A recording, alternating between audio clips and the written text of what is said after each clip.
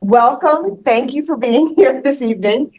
My name is Dana Lehman. I'm going to introduce myself in a moment, but mostly just want to share some gratitude for the chance to talk about our strategic plan with all of you tonight. And so just to share a little bit of context, my name is Dana Lehman. I'm a Chief Schools Officer at Attuned Education Partners. I'll tell you a little bit about Attuned in a moment. And my colleague, who many of you have met, Allie Wizolowski, and I have had the pleasure of working with Portland since the beginning of the school year on the strategic plan. I've been with Attuned Education Partners for the last 7 years, working with school and district leaders across the country and now very much in New England, which I enjoy. Coaching school leaders and district leaders for the last 7 years and getting to work on projects like strategic planning, curriculum implementation, and all sorts of other things that we could talk about another time if you'd like. And prior to that, I spent 15 years at Roxbury Prep and Uncommon Schools as a teacher and then as a middle school principal. And then I managed our region of schools as we grew. Before that, I was in Fort Worth, Texas, teaching physics, which I've already connected with Julianne about. Teaching physics and scientists too. Oh, okay, yes, I knew that one too, yes. Teaching physics and working with middle school students in the Fort Worth ISD. And personally, I live in Boston. I've been there since 2001. And my wife and I have 3 sons that we've adopted who are now between the ages of 10 and 20. And they definitely made me a better educator. They all have different special needs and has made me much, much better than I was before I knew all of that. So that's a quick hit about me. And as I shared, we've gotten to work with Portland Public Schools as Attuned through funding from the Barr Foundation. And Attuned is a school support organization. We've worked with over 100 districts and CMOs across the country. You can see some of them here. And our goal is really to help school districts achieve educational equity and excellence for all students, focusing primarily on districts that serve traditionally underserved students. A couple of things about how we work that just might be helpful to know. One is we really pride ourselves on being a team of practitioners so that the folks at Attuned have sat in the seats of the folks that we get to work with now with our partners, and we feel like that's really important. And that we also really try to work to build capacity. So when I was in schools, I said I would never be a consultant because I thought consultants came and dropped a PowerPoint and then left. That's not what we do at Attuned. We really try to work with teams and leaders to work ourselves out of a job. We do a really good job. And so that feels really important to us. And we really work to keep student impact at the center. Our whole goal is to raise outcomes for children who deserve it. And we want to work with the adults in the system to help that happen. I know that you received this very large deck as a pre-read and that you have access to it. We're not going to go over every slide tonight, but please interrupt me if you at any point have any questions. So I know a little bit about each of you from the website. I've gotten to work with some of you more closely than others, but would love for us just to start tonight and set the culture of like a workshop by sharing some ideas. We know you have many connections to Portland Public Schools. And so you'll see behind me 4 quotes about planning. Many of us have had many experiences with strategic planning, not all of them positive. And would just love to get a sense of how folks are coming into the conversation. So we'll start with at your tables. If you can share your name, your connections to PPS, and which of these quotes resonate with you most about planning and why. And then we'll sort of hear from a little bit from each table. Everybody understand the task? Okay. Sorry I'm being late. Yeah, go for it. Nice to meet you. No, I didn't. I've actually already done this. Okay, okay. I just was thinking. All right. Yeah, well, On the plan. I got training. Dr. Ahmed, Yeah. gave you Enjoy a this. future Your graphic. connection back. Yeah. You You can just go to the quote there. No, I like hearing great things. Strategic. We're all pretty familiar with each other's names and connections. And maybe that's Choosing what not. the rest of the- Yeah, I Like that one. Is, Like three. The one that resonates most with us, with me, is of course one, a goal My job. planner. I think number 3 rather than I haven't had. A very. more about, Over to get there. I try to do everything. Yeah, just in general. If you're There's doing everything you're doing now. Fine. Yeah. I have 3 kids. There's like some value in each of them. That you were on. But I think the second one, yeah, Process the started I'm first. great.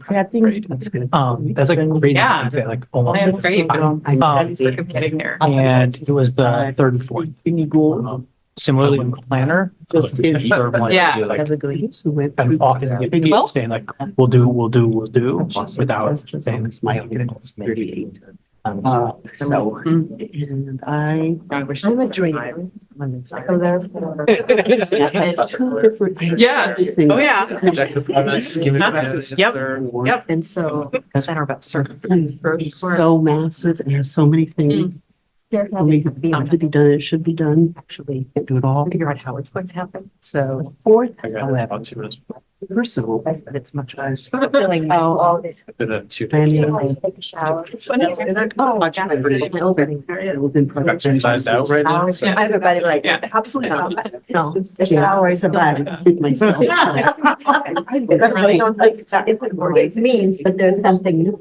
Right back. I plan, getting there. I want to have one.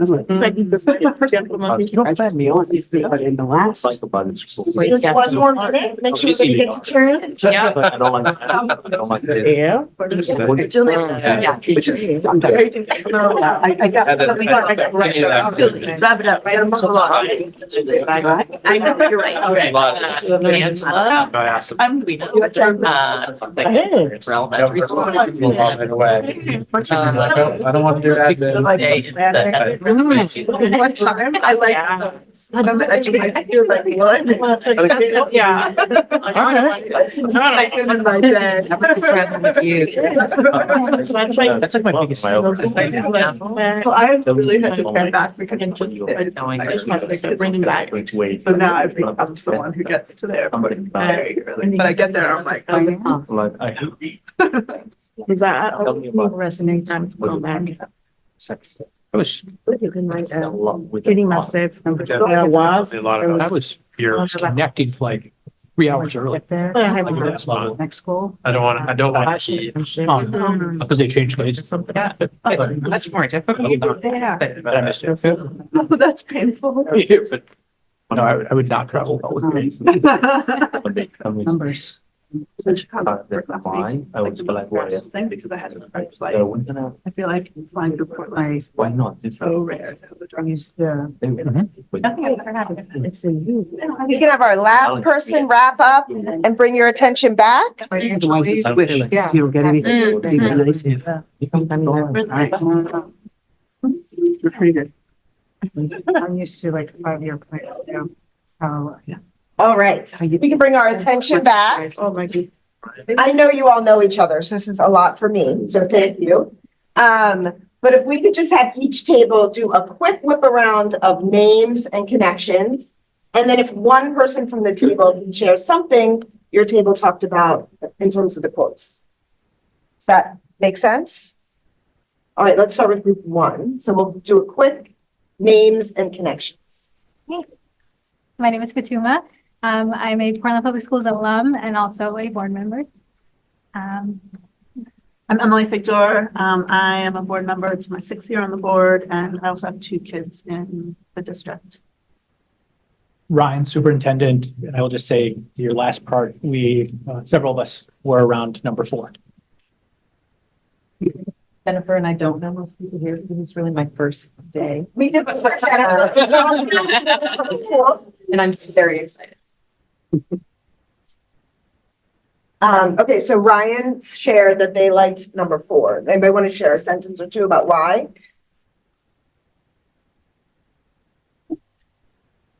I think everyone at the table said that they were a planner in most ways, and that planning is the most important part. As a fellow planner, hear you. Group 2, can we do names and then we'll share a quote?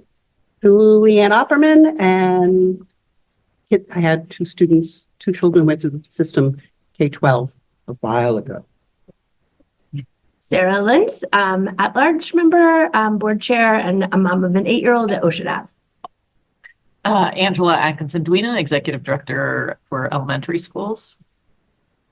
Pauline DeBartolomeo, Executive Director of Finance. And I would say we were between 3 and 4. Want to say a little bit about number 3? What did you talk about? Okay. There's a lot to education, a lot to running a district, and we want to do all of it, and we can't. And that's the really hard piece, number 3. The only thing you left out is we want to do all of it and we want to do all of it tomorrow. Yes, that's right. That's right. And well. That's right. And well, Yeah. And well, for everyone. for no, with no money. Yeah. Perfect. Group 3. My name is Abdullah Ahmed, and I am Executive Director of Secondary Schools. I worked for the district for a long time, and I have kids who graduated from the schools and 2 who are in high schools. My name is Sarah Bryden. I'm a board member, alum, and a mom of twin 3rd graders in the district. And I'm Ben Grant. I am in my 2nd year as an at-large member. I have a 5th grader and a 9th grader for the public schools. And as the table with the highest percentage of lawyers, we decided to combine a couple. So we're like a 2 and 3. Want to say a little bit about 2? Why did 2 resonate with you? I love planning. I love the process. I'm a process person. So yeah, that one really spoke to me. And table 4. Vera Wilkinson, Executive Director for People and Equity, and a parent of a 5th grader. Grace Valenzuela, the Executive Director for Communications, Family and Community Partnership. Portland Public Schools, my second home. My largest family. Thibodeau board member and the vice chair, and I have 3 kids who went to public school. And I think what we choose is between 3 and 4. And I think the 3 one really resonated to us about implementation. You know, this is really, I think that's what we say like that. And I think the 4 is mostly then, you know, I am the process person. And I think setting goal is so important for a vision to be the power for embracing action. So that's what I'm getting. Great. All of these thoughts really, really resonate. And we're going to talk a little bit about the process we've taken to get to the point so far, to the point of the last 2 groups around the process being as important as the plan. We definitely believe you could have the best written plan ever and somebody just hands it to you and you were no part of creating it. It doesn't make it such a great plan, right? But the process that we've seen the district leadership and community groups go through is something we'll share today and something I hope folks feel proud of. So we have 4 outcomes today that we're hoping to get to. So I'll just share a quick summary. I know that you've seen these. We want to make sure that this group has a shared understanding of the processes that have happened to date and what the current strategic plan looks like and how it responds to the strengths and challenges that we have found in the org diagnostic and that all of you have discussed. And then want to make sure we get to answer any questions you have about the current plan. The 4th bullet might be the most important, so I am going to watch our time to make sure we get there, which is one of your most important roles as a board is to monitor progress of the implementation of the plan And so we're going to talk about what we call mission measures, the highest level measures that we've worked with leadership and community groups to identify, and get your feedback on those tonight, where we'll also set targets for the next 5 years. And then experientially, again, I feel grateful to be in the room with all of you, gotten to work with the leadership team, a significant amount, and some of the board members through our community groups that we held. But excited for this group to hopefully build even more of a shared purpose and collective understanding as we move forward, since this is really your plan, right? It's all part of Portland Public Schools. All right, so we are going to spend our first little bit on process. I know that you have heard this before, so I'm going to go through that pretty quickly.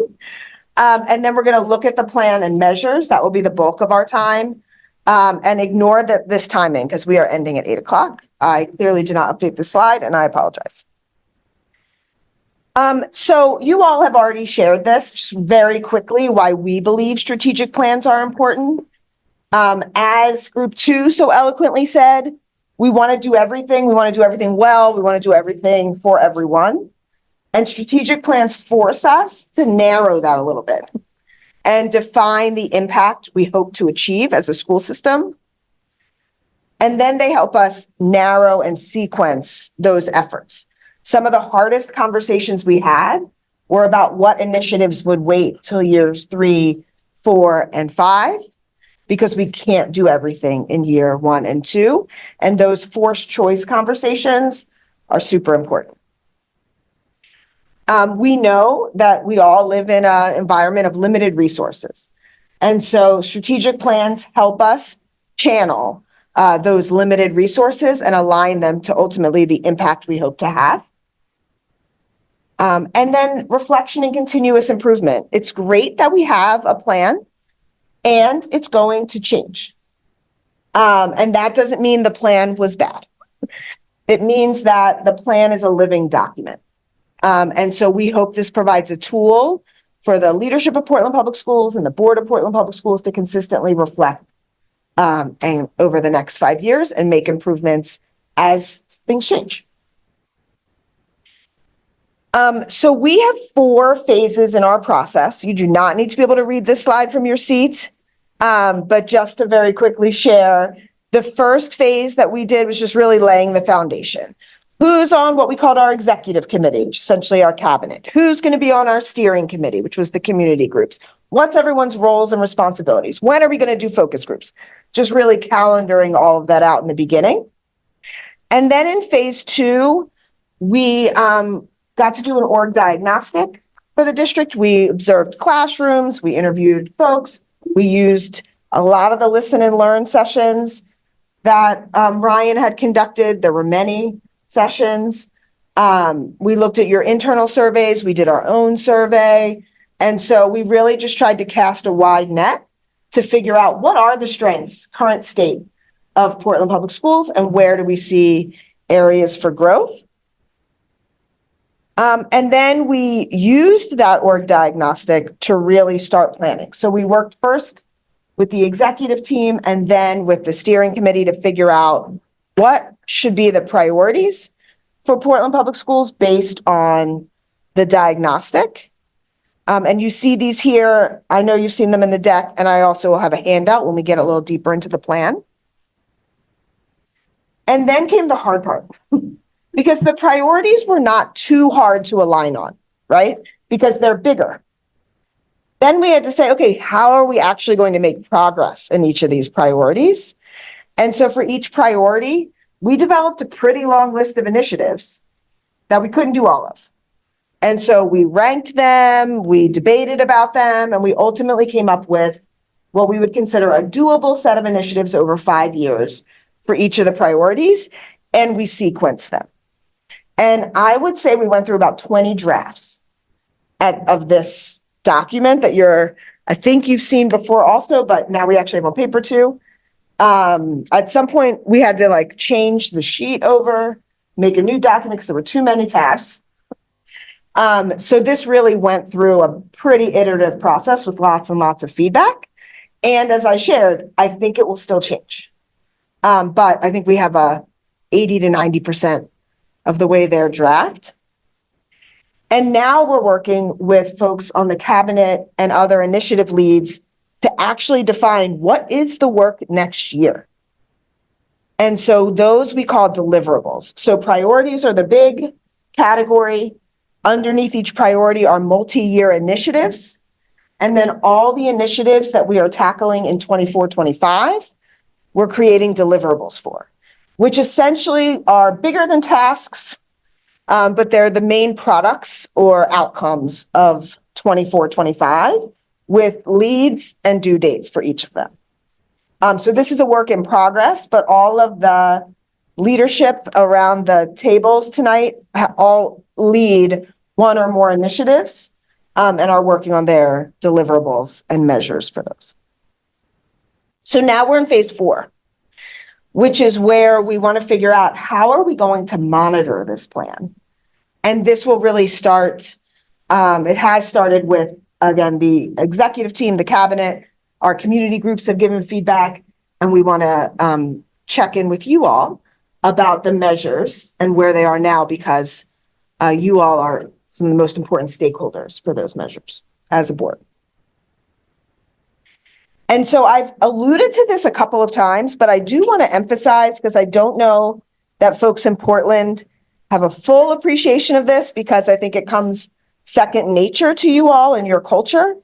But we had a really diverse set of community members that played different roles. So first, what we called our executive committee were really the senior district leaders, the cabinet. I think we've met at least 10 times just about the plan in sort of longer sessions and done a bunch of offline work. And then each of those folks have met with their teams about the plan and so on and so forth and through the schools. We also held a steering committee, and I will say this was pretty unique. I shared, we worked with over 100 districts and CMOs across the country. And this was more an earlier community involvement than I've seen in our other projects, which I hope is something this group feels really proud of. So we had some members of the cabinet join the steering committee, but then there were also board members, parents, students, some community leaders, to form about 12 to 15 folks who met along each part of the process and looked at what the executive committee had created, gave feedback, made it better, and then we brought that back to the executive committee. So it was really a iterative process where both groups got to give feedback and make the plan better each time. And then in addition to that, there was also more community feedback than we've seen in many, many districts.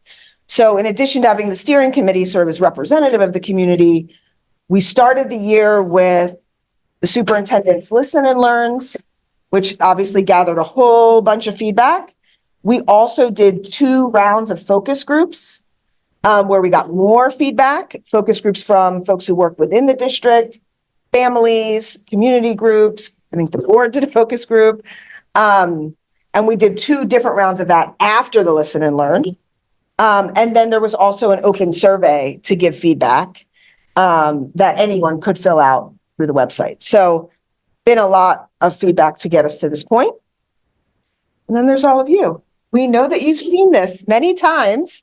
Some of the slides, Ryan shared, I think they've seen this one 12 times. So I was like, okay, I'll just go through it right quickly. But I know that as board members, you've been informed along the way.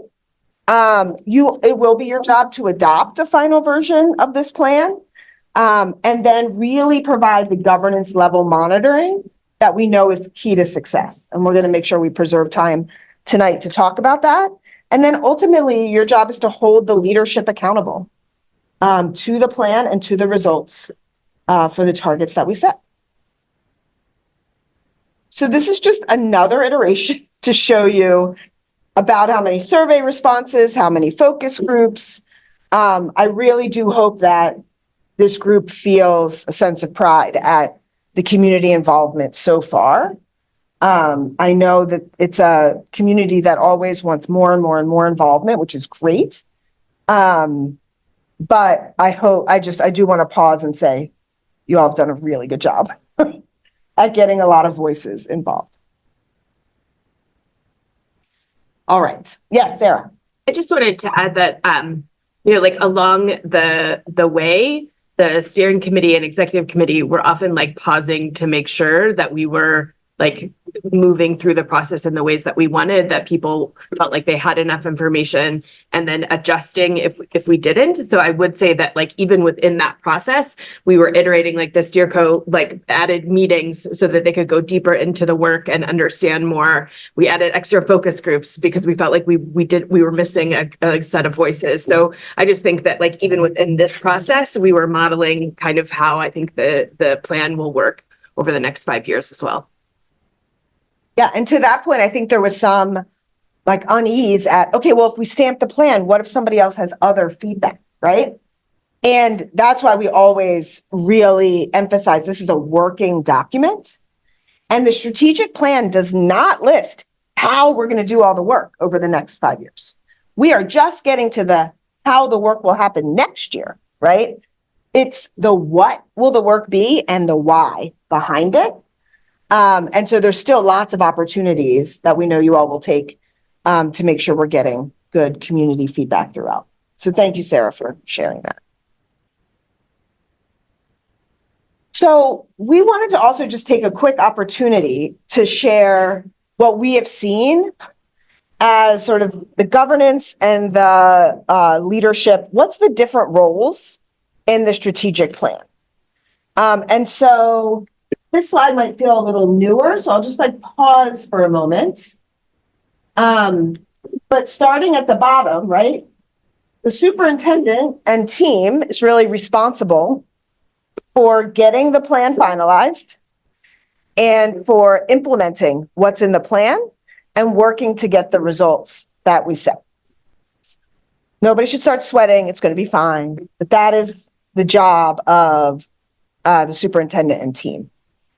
And so the board's job is not necessarily to do the work, right? Although I'm sure lots of you volunteer or have other roles in the schools. But we see the board's role as really having the parameters for the process, like as we were moving along, approving the budget, which I know has been a process and you all have done and sent to the city council, and then adopting the final strategic plan, which will come. And then really doing this governance level monitoring, which is really critical, and it's critical to do well. And then ultimately make sure the resources are flowing in the way that supports the implementation of this plan. And I'm not, like, I'll just be very transparent. I'm not super familiar with how governance works in Portland Public Schools. So I might show you this and you might say, oh yeah, it's already what we do. But just to double click on what this governance could look like, here's some best practices that we have seen across different districts. And I don't know if where I'm standing makes people not able to read. So I'm just going to move a little bit to the side and oh, you can all read it? Okay, great. So just a few kind of pieces of, best practice recommendations. Is as a board member, you want to ask yourself, is this plan logical to me, right? So can someone from leadership explain, here's what we think are our strengths, here's our areas for growth, here's how this plan is going to build on our strengths and address our areas for growth, ultimately leading to better outcomes for kids. Like you want to make sure the logic feels right, right? So you are really operating at the level of the what and the why, right? Not necessarily all the nitty gritty how, right? You're going to lean on leadership for that. Did you want to share, Mickey? Yeah. Just a comment on the length. I mean, I all the time, kind of a little skeptic on the annually monitoring because I feel like it's a long process. So I've been all the time thinking about maybe halfway of the year. So we have a time to process some of those challenges and, giving the leader team to make sure they can adjust. So, because sometimes when we come at the end of the year, then we see a fact already passed and then, and we're missing the transparency on some of those aspects of it. So I all the time struggle with the year monitoring. Well, I relate it to a classroom, right? We're in a school. You don't want as a teacher to teach all year and then, oh, I give the test in June. Oh, now I know if I had a good year or not, right? We don't allow, that's not how we run our schools. And so you wouldn't want to run your board that way, that we'll wait till the June meeting to figure out how we did, right? So you do want to create like a scope and sequence throughout the year. But what we have to be careful of is some of the measures are only available once a year. So then your question to leadership is, what are the leading indicators for that measure? And we work on that. We're going to get to measures shortly. We're going to get to measures. And we'll talk about the different levels of measures. But as a board, like your most important measures, right, are these higher level mission measures that we're going to talk about. But that doesn't mean you're not going to ask leadership for a plan. How in October do you know if we're on track or not? And let's look at the data that is going to lead us there. And as a leadership team and initiative leads, there are metrics that they're looking at for each initiative that are smaller. And that, you could ask them, are we on track for our initiative measures? And so there will be ways to measure that throughout the year. We don't want to wait till the end of the year. But it is a balance because we also can't chase every small data point and stay at the right level. Does that make sense? Yeah. But I think it's a good point. And then every year you're going to go through this budget process and make sure resources are aligned to what the work for next year is. And then sort of what Mickey was talking about, the scorecard we're going to look at together is meant to be an annual scorecard. But again, there are leading indicators that you can look for. And as a board member, you want to think about, are we hitting our data targets? If we are, great. Tell me more about we're hitting it, how we're hitting it, and can we be doing more? Can we move faster, right? If we're not hitting it, then you want to have a different set of questions. Why aren't we hitting this? Is the work not happening? Is the work happening but not going as well as we intended? Or did we make the wrong assumption about what work would lead to what results? And so those kinds of questions are totally appropriate in a governance and necessary in a governance model. But it's really then, looking to the leaders to figure out and unpack why we're not hitting the targets. And just like the plan is going to change, promise we will not hit every single target exactly on time. But you want to see, are we hitting 5 out of 6? Are we hitting, where are we, right? So that we can then adjust. And then ultimately also the board is going to provide counsel. You all have all different kinds of expertise you're bringing in to the room. And there may be times where it makes sense based on your background to go a little deeper with the superintendent and team on particular content, or to be a place where the leadership team can come and say, listen, we kind of are stuck on this one. Anybody have any ideas, or can we thought partner and problem solve together? That ultimately, hopefully, this leadership team and the board can work together to fully implement the plan. What we want to try to avoid is going into the weeds in a way that is distracting to the bigger picture, right? So there will be times where you're going to want to get deeper, right? If the ELA data is not looking the way we were hoping, that's going to be our first academic initiative. You're going to want to ask some questions. It doesn't mean that you are going to tell Angela and Dr. Ahmed how the teacher should be teaching, but you're going to ask them, hey, tell us, why do you think we're not hitting this, and how can we be helpful, right?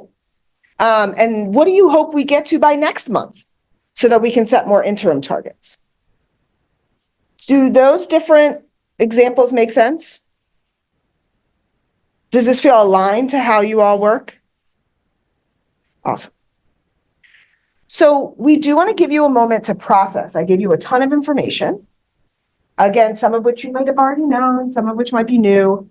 So I just want to give a little bit of time in your groups to share what are your thoughts about your roles as board members in this process and moving forward? And are there any questions that pop up or things you want to make sure we get to come back to at some point, or the board comes back to at some point. Just give you a moment to process. I'm going to go back to this slide that had some more of the detail in case that's helpful. Love to take 3 or 4 minutes at your table to just get a chance to process what we just discussed. And I mean, the three of you were in the whole. And then we're making, do you guys want to join so that you're not alone? Think ahead. Like make one big group? Have some more. How's it going to be different from what we've been trying to do this year? Yeah. Here we go. And I think like actually, I don't know, it's like a up to the way that. Sure makes me great at talking about it. Yeah.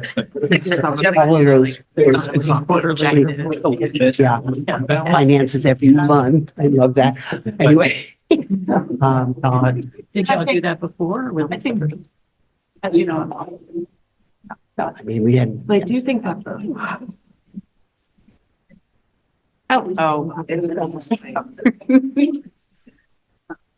Yeah, we weren't, and I don't think it wasn't, that the community involvement, I think, is our reaction to not knowing what was going on before. And in community's reaction to not knowing. So that last part, at least for me, I And they'll go up and down. generally, so it was constantly like, nope, nope, nope. But, Odd, general, you know, reminding myself that. Odd. I have, personally, I have. Like detail, like, Data. It's like to know it. you can't go into all the budget. Oh, right. There's a time and place. Yeah, but that, you know, but you do need to About it. understand. So Dr. Ahmed may give you an example, right? Like our best results are coming from XYZ student, XYZ classroom. yeah. And I just don't want to be where I Teachers was. class as an example. Here's what I observed, have but you a can't do that for question every teacher in high school. About anything. It as much. So yeah, it's a hard balance. I mean, It was really hard. Yes, it's pretty hard. So, yeah. I haven't So, stopped. Progress 100. when you bring some examples, you'll be okay. I just don't get it the first time I worry about it. because I need to know more details. Process oriented. Well, I mean, Usually more data, I think- just to reflect where we are and sometimes, Yeah, I said earlier, package helps you around this better too. Really, you fail to walk through data and the assessment data correlation. I would say is great. Ask those questions. I feel and then some of the others not lend itself useful, like one of the pieces around that, like before we do that, that there are like those opportunities also. And so really think about what's for progress monitoring And that, I mean, this is the thing about making decisions at this level. out on it. What, how, And you learn. and also I I think want to that see, you just you know, it's, yes, how they do. sometimes you just need. You know, you're gonna go, all It's like right, and every what are you packet. doing in the LA? How are your kids doing? On that, because Elementary discussion. people We can't ask, sometimes, you know, you what are the have kids just elementary? and because my Well, program, you know, and as a you look whole, at some of this either better. as deep I can go and how much I know and what can I do? Yeah. Some ways, so I don't have sometimes, you know, you have to balance. How are they gonna do that? Those goals, I do make think sure that they reality. I know overstepping sometimes. Objectives as they came People on on the that. staff, Mhm. it'll just be. It did help us. I think the challenge when I asking about certain cards and like. Yeah, you say there's somebody who does their homework and like comes, yeah. Data. Yeah. People learn is really helpful when you're trying to work so that half the board isn't focused. Yeah, a lot. You stated really important. I think like I'm hopeful that in this plan, we're gonna get really the road. These are the outcomes that we're gonna look at on a regular basis. Actually, I like that better than the quantitative one. But some of the questions, like, Whether I or feel not you're gonna get to that point or where you wanna hit. building a lot of muscle. Quality pay that is so So, crucial. some of And the it's questions, actually like I know, our like every time. population For instance, that like, you is- start asked for this. That is actually So like, right, we should have that. That's pay it. attention. I mean, we are, I think, we're building back our data capacity. It feels like, so it's. the story. Has it coming? What you. I mean, All right, okay, never mind. Getting started and then we'll get. So in the finance committee, I've already pushed hard on finance and making sure we know what's going on. we have a curriculum and policy committee. So the policy committee is My brain out. and then, in adapting. We don't deal with. Maybe that's curriculum. what Is this where I kind of think? We're gonna take 2 more minutes. So We're what gonna is our- have one person from your table ready to share one thing you have. One policies because they hadn't been. What I'm wondering I is think one where we're going addition for us as a board will be. That's got that. Our previous One person's plan or one idea. to, This is. Spend about a minute. instead of Like waiting. what you just said, if you're comfortable. We'll, That was just really important. Well, no. I liked it anyway. My first experience where I think it's clear where curriculum will be a But question. I then, think just getting to a question. I know you were assigned. but- No, go ahead, There's okay. science as well. Quantitative one. Really? Yeah. The quantitative one, not qualitative. I know. for Yeah. elementary, I am- for instance, you know, we haven't had one actually like at the L. I mean, this, So that might. that had some. That might, Quantitative. depending on what our internal. That's Like, is it time to get a new curriculum or is it time for us just to? No, but I mean, or is it that's such unfortunate. Yes, that's. Right? curriculum committee know as a mini piece, Yeah. And COVID. Are we staying? To your point though, right?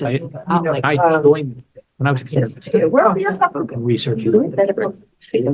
I'm an error with this act. I mean, but no, but I think that's going to be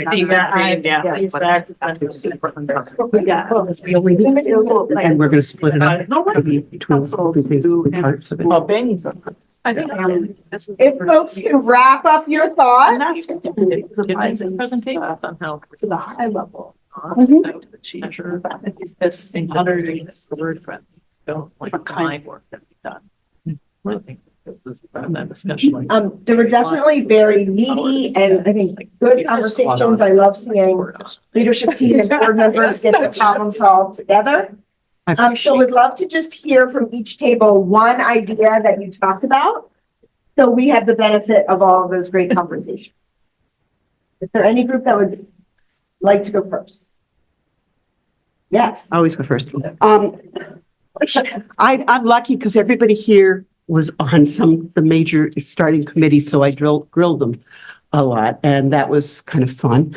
And I guess because I'm asking how as a governance responsibility, how and when do we ask questions? When and where is information to be coming in? And I was asking the question of not just, this year started with the chunking up has been great, but in a committee, say like the finance committee or the curriculum committee, where might they not only just decide curriculum or decide budget, but also hear how it's going as a piece of that. Is that overstepping or I'm really good at overstepping. And I pride myself on it because. It's on your business card. Yeah, no, because I'm curious. My curiosity is happy. So that was. We want people to be engaged, right? Yeah. And so we don't, like a board that just checks off and says, okay, and shows up a couple times a month, like that's not helpful to anyone.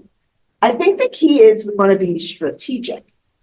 And so one strategy we have seen boards use is having like a scope and sequence at the beginning of the year for when you're going to do deep dives. We're going to do a deep dive into this priority in January, this one in March, this one. And then leadership has time to prep, come ready. And that's where you ask your detailed questions. Or maybe it's a committee. The curriculum committee, I could imagine, is going to go really deep as we start to hit the 9-12 initiatives around curriculum, right? And then they might report out to the board. We had 3 hours of conversation. Here's the summary in 10 minutes. Does anybody, have other feedback? And so I think committees are a place to go deep, and there are opportunities for the full board to go deep. We want it to just be planned in advance, make sure you have all the information, and that we're not just randomly starting to ask super detailed questions at a time where you don't have all the information is not all out there, and then it's just not efficient. I didn't mean to answer questions. I meant to just hear from each of you, so I apologize. But yes. Yeah, I mean, that dovetails with, I think, our conversation. I'll mention just a couple of things. As one, we started a progress monitoring process this year and thinking about how to align that with this strategic plan. I think it will be a next step for us. I hope that if that's what Ryan's thinking. And we also just talked about aligning the budget and doing so early. And then just the difference in that we've had a strategic plan that had a lot of high level buy-in, and that we worked really hard as a board to stay focused on in terms of our big picture mission and reason for being. And that worked in terms of like the very high level, but we haven't had all of this kind of meat on the bones. And so this will be a transition for us as we move into having such a detailed strategic plan. And the leadership team will also have their own progress monitoring process that will want to align with the board governance monitoring, right? One will be at a different level of detail, but we can make the cadences sync up. So it's not a whole bunch of extra monitoring, but that information is flowing up in the right way, for sure. How about this group? Would you all discuss? So it's a little bit not redundant, but it ties back into some of the things we already talked about. Mickey and I were both talking about how we really like detail. We're just fans of detail and how it can be a struggle to sort of set the right balance between that, default state of being and wanting to talk about detail and remembering that our role is a much more general, the work is more general in nature. The challenge. I always think about it. We gave a classroom analogy. The sports analogy is we got to keep our head up and see the whole court. And that's hard because you're here and engaged and you want to know all the nuances, right? It's about the balance. Okay, these conversations make me super hopeful for how this strategic plan will be implemented and monitored. I'm sure other ideas will continue to come up. For this second section, we're going to look at the strategic plan and the measures. And I want to acknowledge some people in the room have looked at the strategic plan 50 times, all 20 versions. And some folks are much newer to it, maybe today. And so please don't hesitate to pause and ask questions. In your pre-read, we included slides about the priorities and for each priority, what happened in the Portland Promise over the last 5 years, what progress we made, what challenges remain. There's even links to research around why the initiatives were chosen. We're not going to go into that level of detail here tonight. Sorry. But one of the leadership team members could give you my email and then we could definitely go into that detail. So what we're going to do is stay at a higher level tonight and go deeper on the measures. So you have the plan in front of you. Before you go diving into all of the nitty gritty, just want to remind you, I know you may have seen this more times than you've wanted, but in the org diagnostic, we identified these 5 strengths, which I think were really strong and important strengths that we wanted to build on, that as of this fall, there might be more now, were evident in our diagnostic of Portland Public Schools. I think just if you want to take a moment and review these, if you can see them, they really were, I think they're really important. And they're not just strengths so we can celebrate, that's important too, but there are processes that happened across the district to get to these strengths. And those processes are also going to help us address our challenges. But again, I know you've seen them before. And then we identified these key challenges.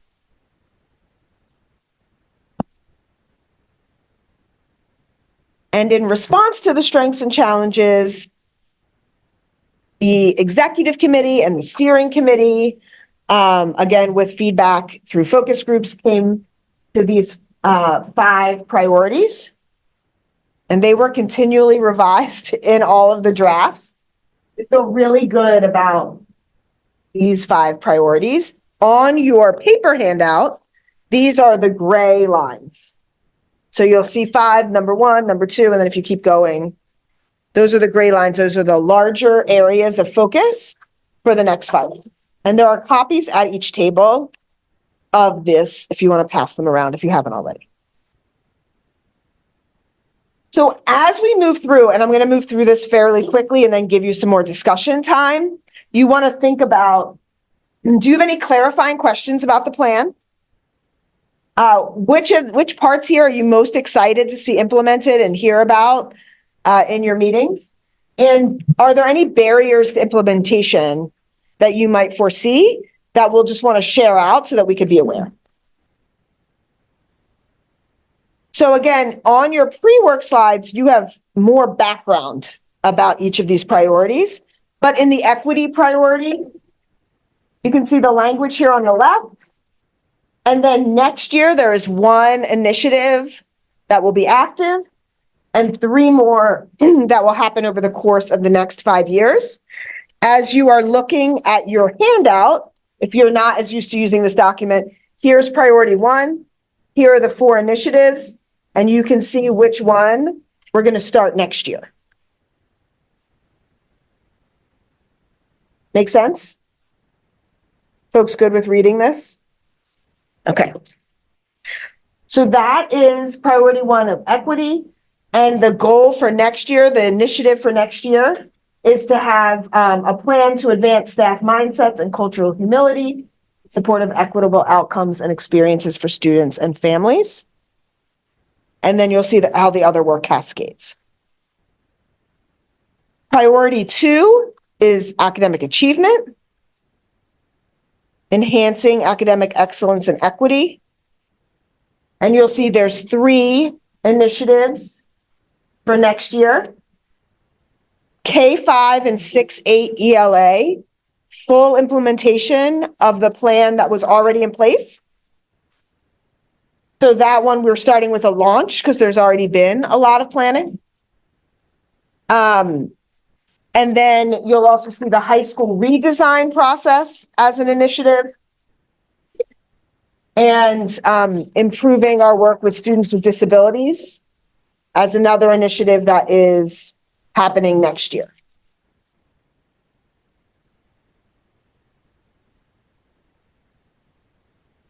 And then you'll see there's a whole bunch of initiatives in 2 that are going to happen over the next 5 years.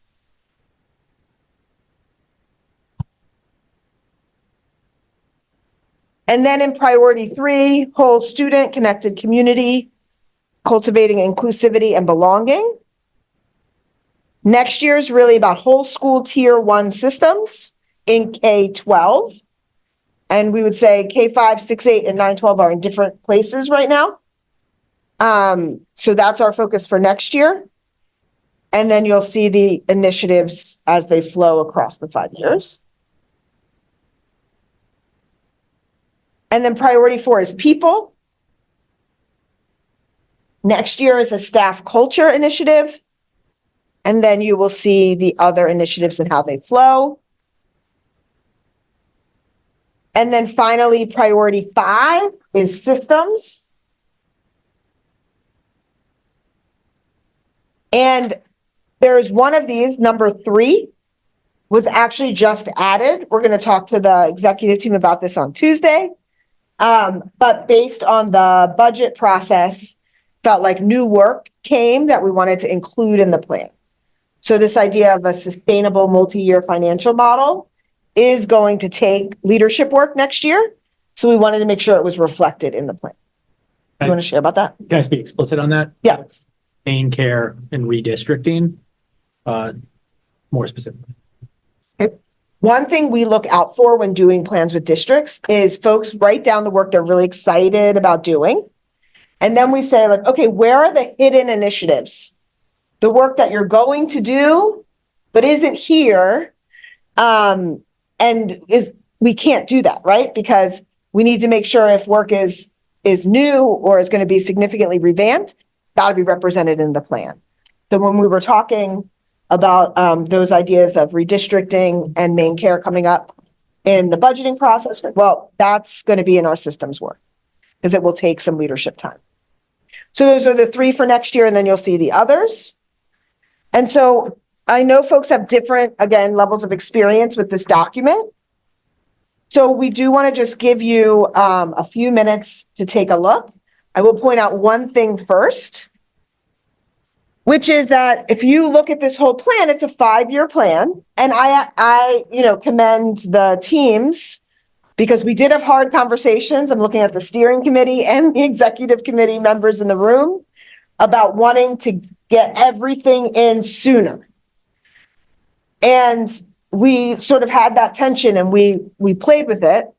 We fought it sometimes, right? We landed now at 10 initiatives for next year.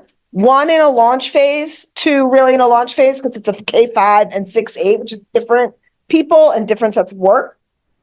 And then 9 in some sort of design phase, which also will have some elements of implementation within them. For a district this size and a cabinet this size, this is still a lot. I have never successfully gotten a team in the strategic planning process, all the way down to where we'd ultimately want, right? But I've also never been through a process where within the first year or 2, we don't push some things back. So I just want to foreshadow, it is not a failure if we look at this in the next month or in September or October and say, actually, one of these has to go further back. Something else might come up, something, personnel changes, whatever happens, conditions on the ground change, something else arises. That's normal and natural. And it doesn't mean the plan's a failure or the district isn't doing something right. It's actually super responsible to see that early and plan for it. So I just share that because I think we've done actually a really good job. And we probably need to narrow a little bit more. All right. So before we talk about measures, which is how we'll spend the rest of our time, I want to give folks a few minutes at your tables to look at these initiatives and priorities again and ask yourself any clarifying questions. You also have experts at your tables who worked on this plan, either in the executive committee or steering committee. Some folks at these tables are the leads on many of these initiatives. So I want to give you a moment to take a look, clarifying questions, anything you're especially excited about seeing implemented, and any barriers you foresee that we should anticipate. All right, we'll just take about 5 minutes at your tables. If you need read time, that's okay too. All right. You have any notes that you in there? Yeah. What is most important? Well, the first one, I went back on, and we even just the first priority. Anti-race.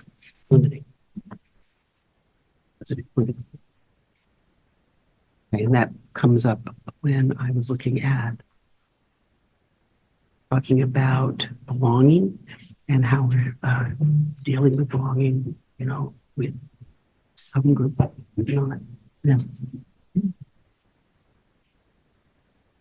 yeah, those two things. Can I point out just one thing that we did change? That we did add here, just to emphasize that it was, I think we were trying to keep both Teams that are. recognize that race is a challenge of our time, but then also that the idea of our aiming for broadly inclusive districts. So Right. Strong. If I were Palestinian or Jewish or whatever, I think like what we have.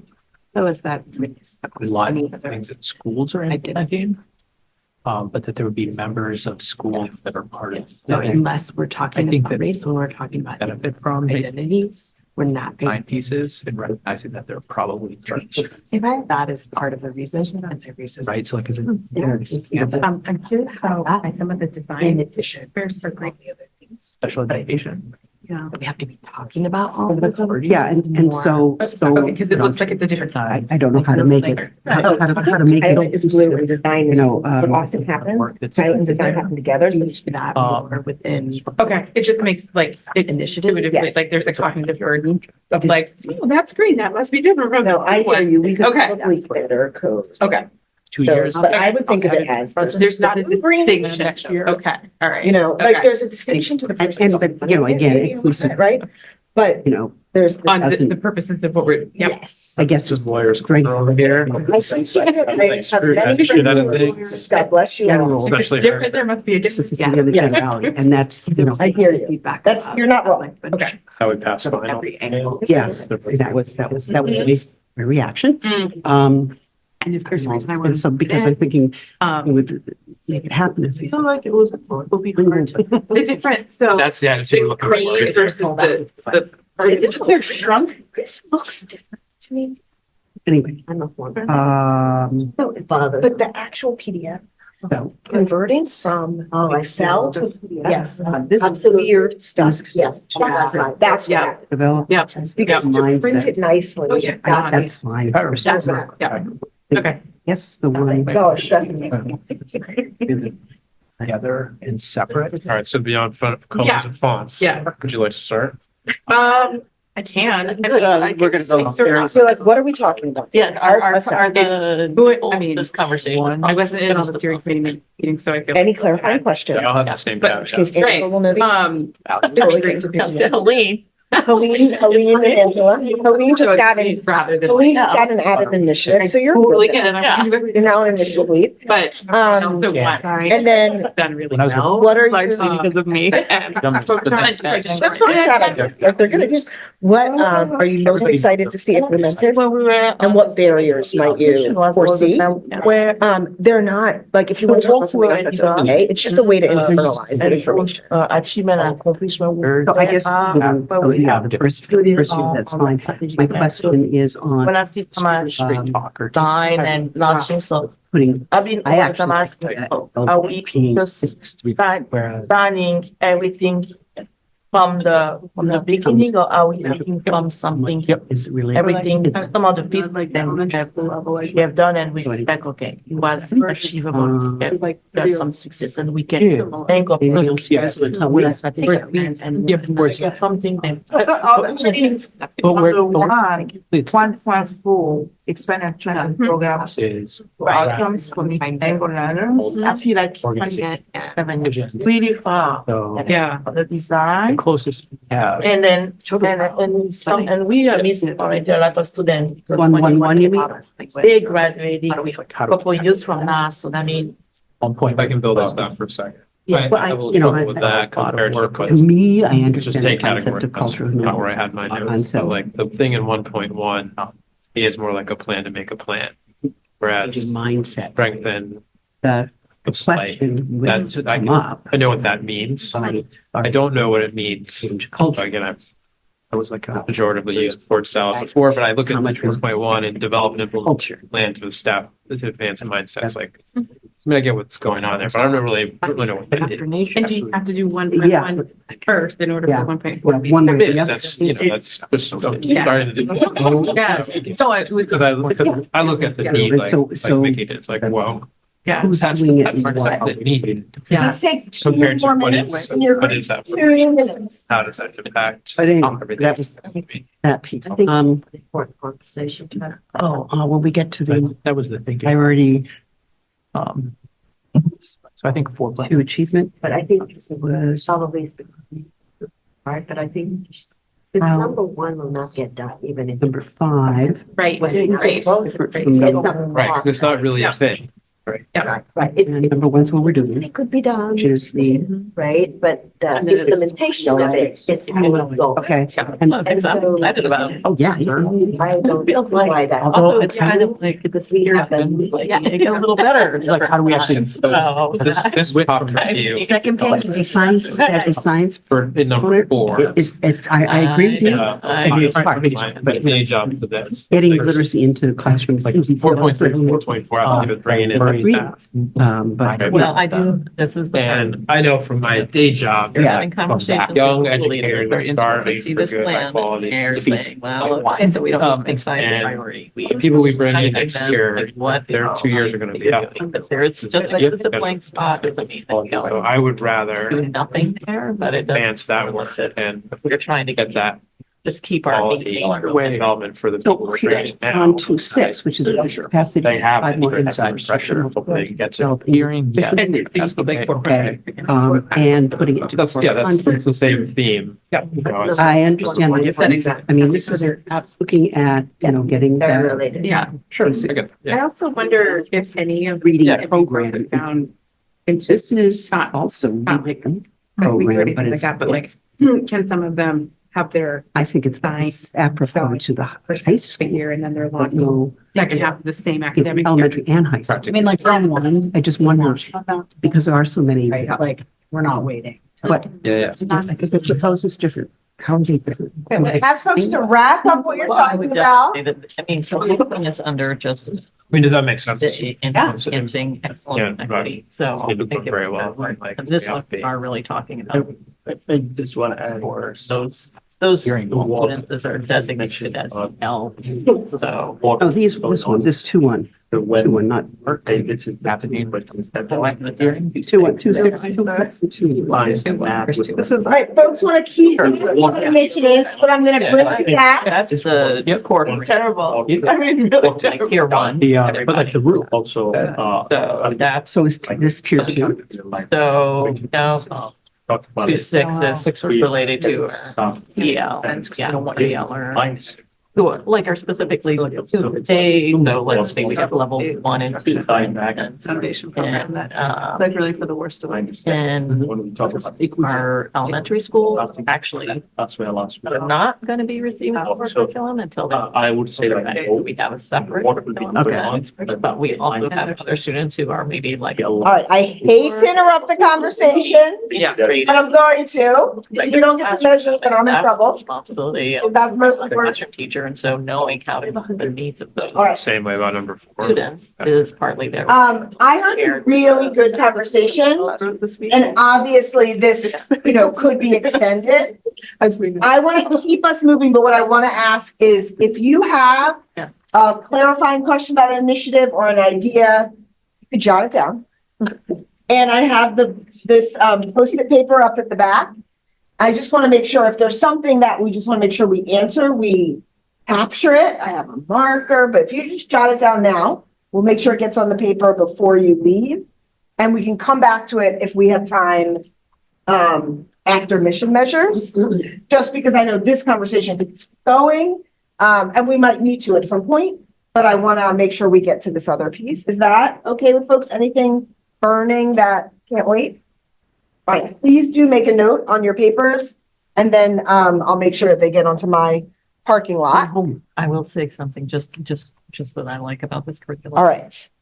So I'm going to hand you one more set of handouts for this final section. For These are they're already on my table. That's for your other phone. Oh.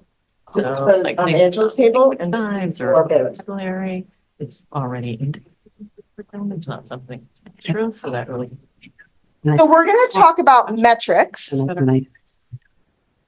And this is also, if you thought that cutting initiatives and narrowing was a hard conversation, there was also a lot of tension around choosing metrics because we want to measure 8,000 things in 10 different ways each across 3 dimensions, which is awesome.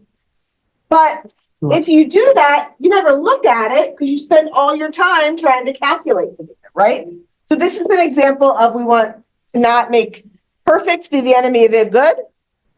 And we have to be reasonable about what's available. So there were hard parts in the executive committee and in the steering committee about this conversation that we're about to have. So I anticipate you all will have some of the same ideas and questions, and that's totally fair and right. And I will share a framework for how we try to figure it out. So there's data, there's a lot of kinds of data in a school system. and a lot of types of data that the board is going to focus on.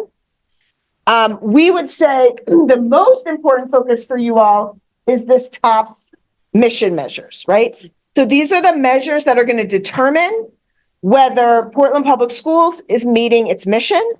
They are mostly student outcome measures. There's some other ones as well, but it's not an endless list. And I think one of the misnomers is like, well, if it's not on the mission measures, we don't think it's important. That's actually not true. But we do have to categorize and lift up. Well, we try to keep it to 10. I think we got to 15-ish. Mission measures, they fit on one page. It is a dashboard that you can see. It is not an endless list. There's also what we call strategic planning measures. So, for example, Dr. Ahmed is leading next year the 6-8 ELA initiative. And one of the strategic planning measures we're working on solidifying still is when walking through 6-8 ELA classrooms, we're going to see students using academic language. I don't have the exact wording, but there's like a walkthrough metric. So that every time a principal or Dr. Ahmed or somebody from central office walks through an ELA class, we can, a few times a year, track this data and see if our classrooms are getting better at this piece. That is not a mission measure, right? It's more of an input to what's happening in the classroom. But we think if those things happen, our mission measures of the ELA proficiency will increase. So there's mission measures, then there's strategic planning measures, which each initiative will have.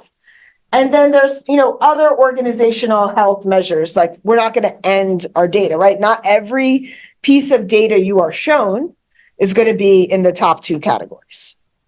Does that idea make sense?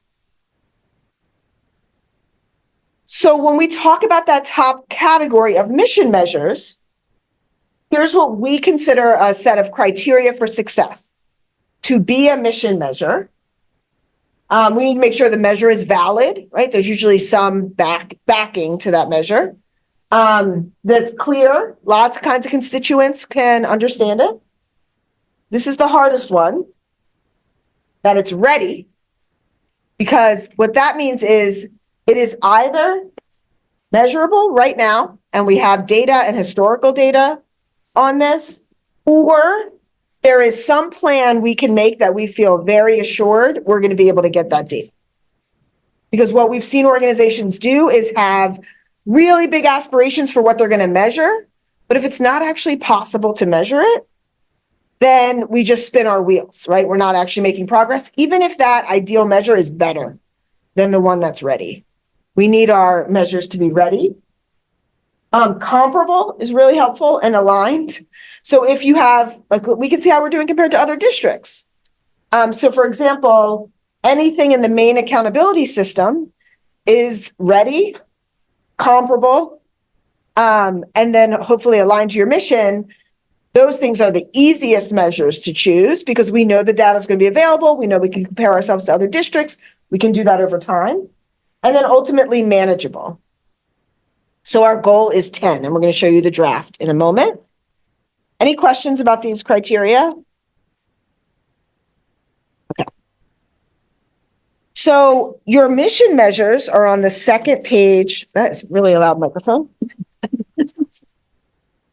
Of this handout. So you see here and then on the back. And we're going to just take a moment to walk through them. There's a measure. There's a baseline, which is the most recent data. A target. That target is not for next year. It's for 5 years. And a rationale. The draft here has been vetted by the executive committee and the steering committee, and we're sure it is still imperfect. And so you might have, we wanted to preserve time here because this is a place where I think your feedback will be super important. So I would first just look down the left-hand column. These are essentially the student outcome mission measures. Students graduating from high school in 4 years.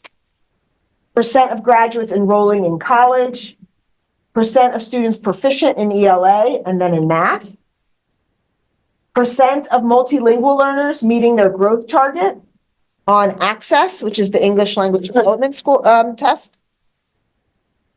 And then a couple that we have not collected data on in the past, percent of students completing advanced coursework in high school, which is actually a category, not that Maine tabulates, but other states do, of advanced placement, dual enrollment, or a VO-Tech certification program.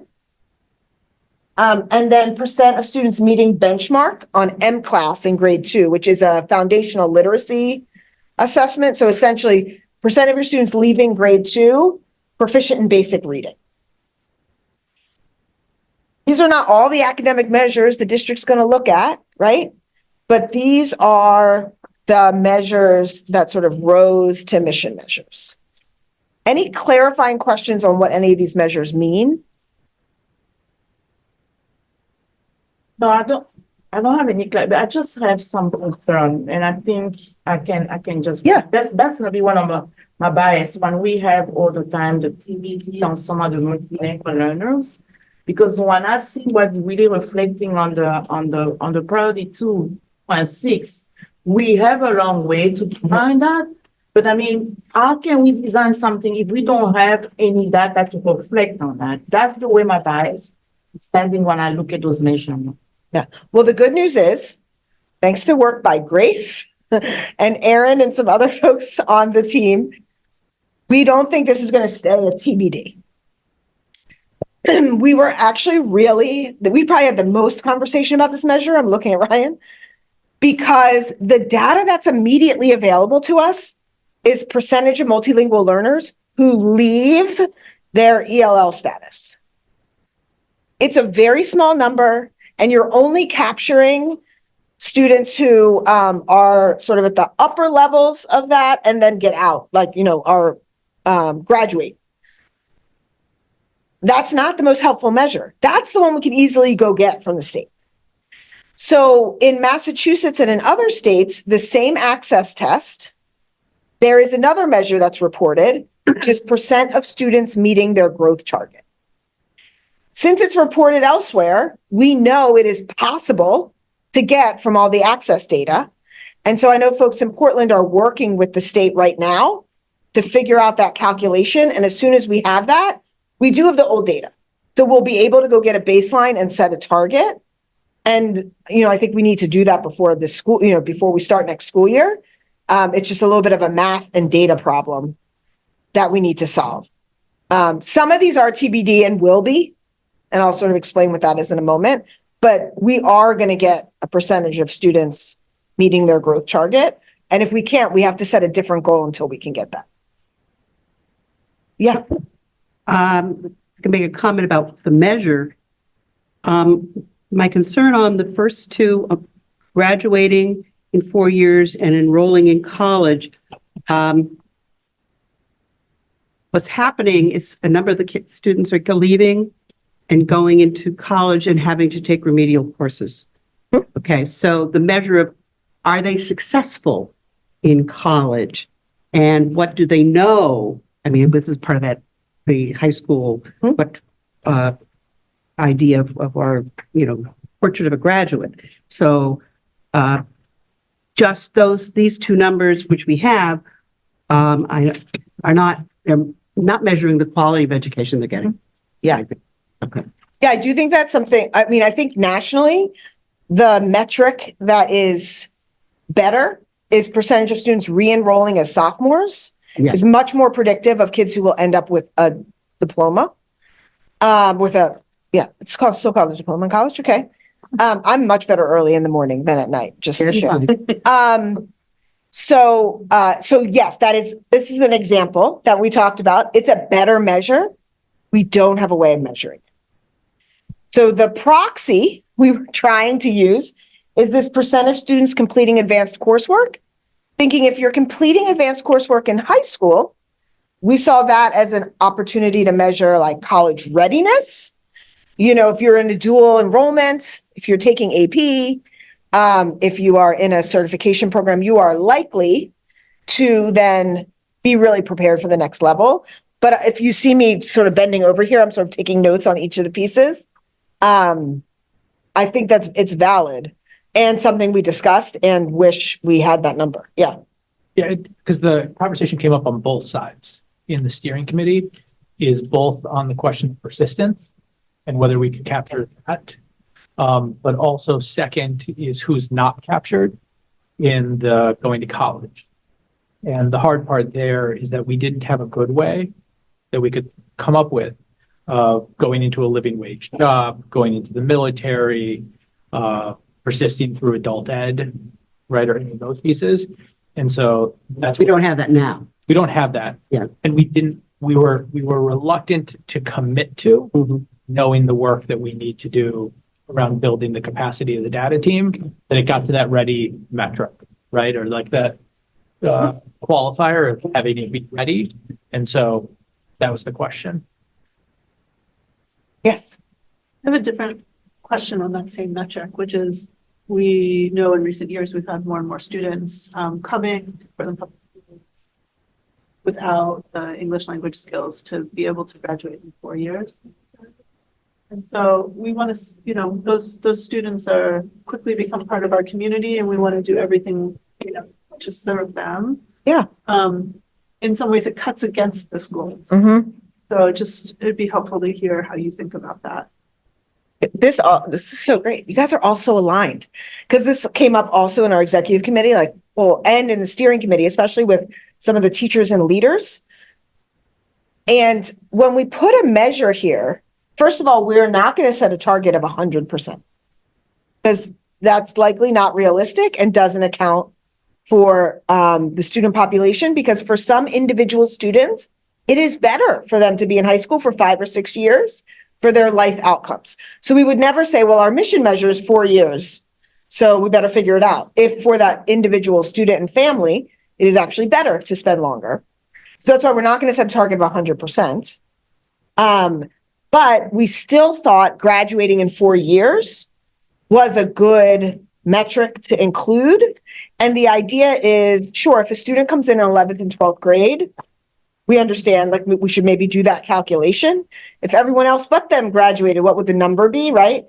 But this could also help us aspire to help kids develop language even quicker, right? So that more and more students, maybe if you come by 8th grade, you should be able to, I don't know exactly, right, and what your language level is. So we still wanted to set the bar, but that's purposely why the target will never be 100%. And we would never hold an individual student to our mission measure.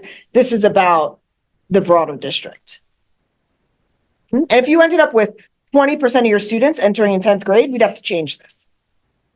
Yeah, I just want to emphasize, and what Julia just mentioned on the our way, our student, you know, from the graduates from college, and you just mentioned about the proxy, then we can, you know, figure out those benchmarks. So that's the issue that I have about those advanced coursework, because those are the benchmarks that we may have in our hands to look at the trajectory, like you just mentioned, just to have the larger picture of the proxy. Okay, that means that student having that target, you know, to go to college. So those are the areas. So the question that I look at, and I just shared on my table earlier, is that what we have done, start reflecting on that strategy. Right? So that means on the each building level, what they have done. This is the question that I've been asking all the time, because they already done some of those pieces. So we have already some of the students who we have accomplished a lot, but we even didn't capture that to that level. Then we have at least a certain percentage which can be reflected on those measurements. So that's the question that I'm asking myself. Are we just leaving everything everything beside what we have already done and maybe successfully, and just designing something new and moving to that strategy? You mean in terms of data? Yes. Or in terms of programming? For both. Because before to get data, you need to have those programming. So that means going to the graduate or in college, if we don't have anything, any benchmark for the student coursework in high school, like advanced placement and the credit approved, everything they have accomplished for them to move forward. That's exactly what we're gonna look for our data setting after that. So that's, I don't know if I'm making sense myself. No, but- I think I'm tell me if I'm understanding, and then please jump in. But for the advanced coursework, my hope would be through in class enrollment numbers, we're going to be able to go find baseline data, Okay, or we will calculate it in September, and that's our baseline data, and we'll set a target for 4 years from now, not 5, right?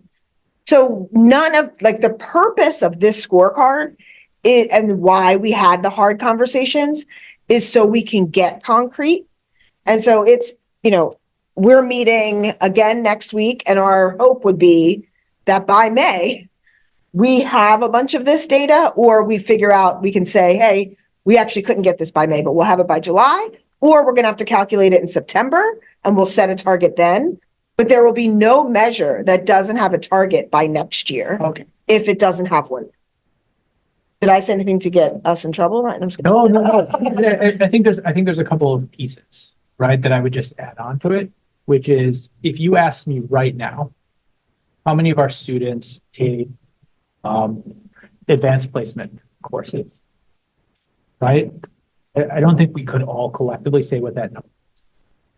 And if you ask me more specifically, of those students, what percentage of them identify students of color? We couldn't tell you that. And if you asked what percentage of our students are in programs at Paths, where they're getting industry credentialed, right? We couldn't tell you. And so part of what we talked about was how do we take the classes that are already happening and how do we tag them in our information system so that we know that, so that we know exactly where we're having success and where we're not. And so before we even say, what's the programming we need to do, where are we at?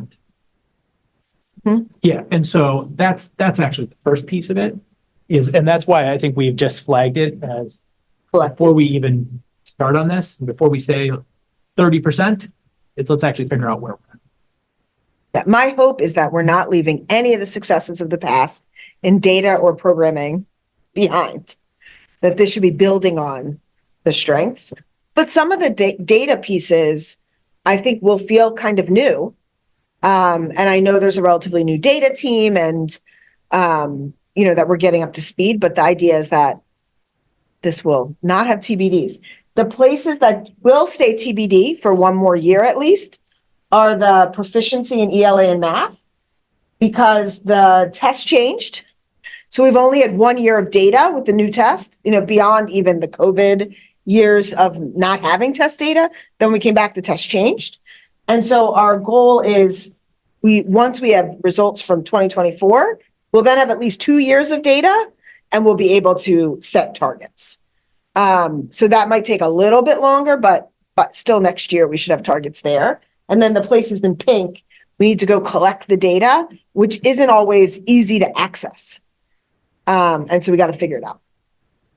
even though accessing in the building level is so difficult. That's the way the work will start, accessing those data from the. Yeah, we have to figure out, how is it recorded now? Is it recorded the same way in every school?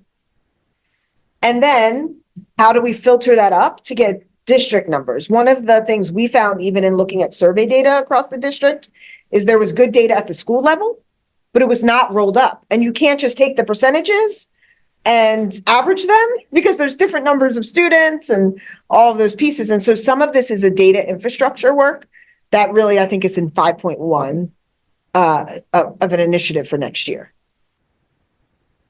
Okay, I want to share one piece of context and then I'll take more questions. So these are student outcome measures. Your next page is the rest of our mission measures. So to make sure we see these, and then we can go deeper on either.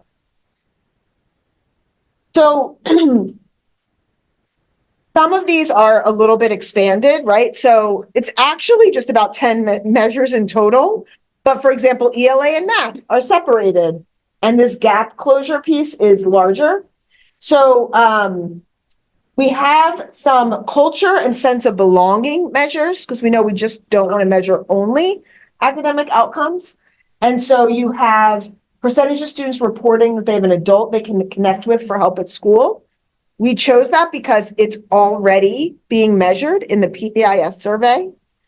And given that that survey is made across many districts, it's a good proxy for a sense of belonging, which we know is important. And then we also want to measure any gap between white students and students of color to that answer. And then we also have chronic absenteeism. So you'll see the baseline, the target, and the rationale. Again, the target is for 5 years. And then we had the outcome measures on the previous slide, but we also pulled out the current gaps between all students and students in specific subgroups in ELA and math. That's why it looks like so many lines.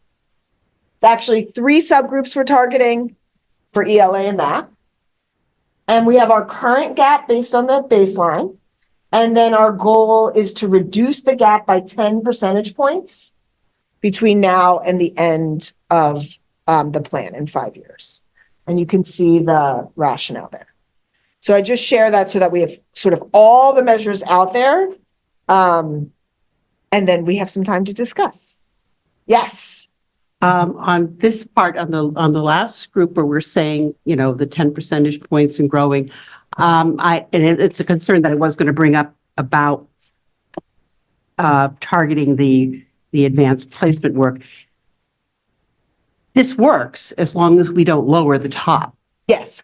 I mean, that's that piece of it. And, you know, lowering standards so that our gap becomes closer. I mean, it sounds like that's a stupid thing to do, but that is done. Right. It's done in individual classes. It can be done in systems as well. And that was my comment back to when going back to, I liked it was completing advanced coursework. I also thinking below that AP special levels, what's going on here? Again, this is data stuff. It's a pain in the neck, and I know, but these what I call, I've always advocated for the middle kid. You know, not these ones up here, generally socioeconomically, you know, you can try to get some kids going there, they're doing fine. But what the middle kid and what kinds of measurements are we making sure that they're actually getting a good education? So those are my comments on those. Sure. And just to say again, this is not the end of you all looking at data. I actually don't think these mission measures are going to answer any of your questions, but they're going to tell you what questions to ask, right? So if you see a high percentage of students completing advanced coursework, and then, you know, anecdotally, you're hearing kids are not returning to college and our percent going to college isn't changing, you might ask, what's happening in that advanced coursework, right? Because it could be that everyone's taking them, but they're not rigorous classes. They're not actually preparing. But we won't know that until we see the data. And then you're going to ask for your double clicks of what does this look like at each high school?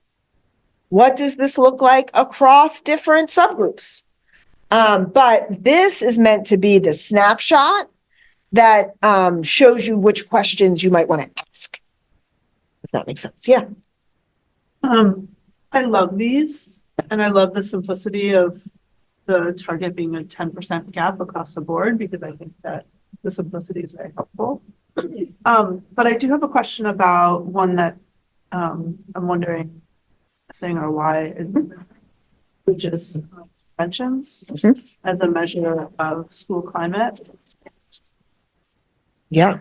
And for me, like the second one, the closing the gap between white students and students of colors reporting that they have an adult they can connect with at school, given the 2% gap is small right now, I wonder if the suspensions might actually be a better measure here.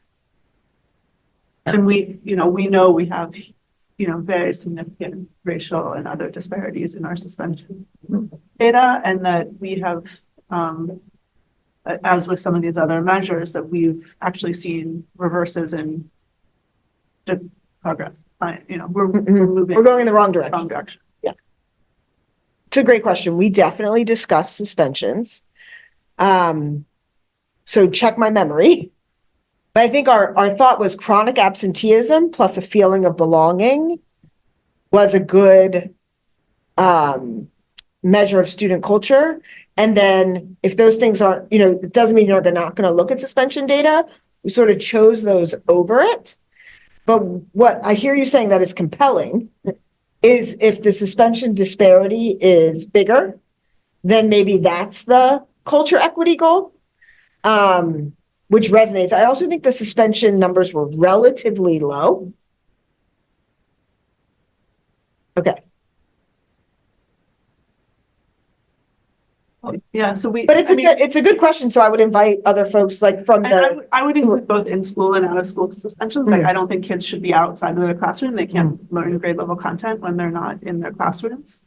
So if you look at both in school and out of school, they're high. This isn't a pushback. This is just the color of the conversation. I think there were two other pieces on it. One is if you think about the pyramid that Dana showed, there was an opportunity to include it in other measures that would be shared out and monitored. And part of the reason of thinking about it potentially there is that we often think of suspensions as an outcome piece, but suspensions is actually an adult action based on potentially a student behavior, right? And so we were trying to make it about outcome. And so that was a little bit of the conversation as well. Doesn't mean that it shouldn't be the piece. But those were the two pieces that were also included in the conversation. I just put the pyramid back up. And so for sure, I think we should consider it. I don't know if other folks. I want to make sure folks get to share their ideas about this. So I was going to do small groups, but I'll sort of leave it to the group. Do you want to talk about these metrics in small groups? Would that be helpful, or should we keep the big group? Sarah's, we're going to keep the big group. Okay, great. Other people can weigh in on that. Well, actually, it wasn't just you. Both Sarahs did it. I mean, The context they're sharing, I think, is bigger and more helpful for the full board. Yeah, great, perfect. Mickey.